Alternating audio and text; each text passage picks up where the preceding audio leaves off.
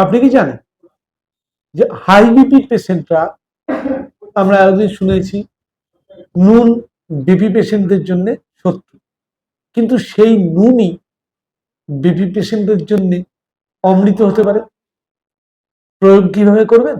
সন্দক লবণ বা rock salt, Himalayan pink salt, যে কোনো ধরনের একটা লবণ নেবেন, বাজারের রিফাইন সাদা লবণ নয়।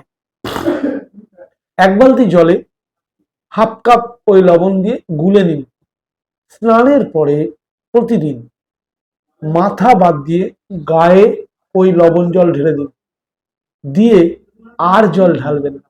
এবার আপনি গা হাত পা মুছে নিন। 7 দিন করুন তো।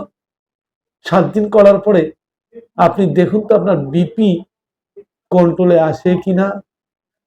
প্রয়োগ করে দেখুন, পরীক্ষা করে কমেন্ট করে জানাবেন যে এই নুন খেতেও বলিনি কিছুই না, কিন্তু গায়ে নুন জল ঢালতে বলেছি দিনে 1 বার। প্রয়োগ করে দেখুন, ম্যাজিক রেজাল্ট পাবেন।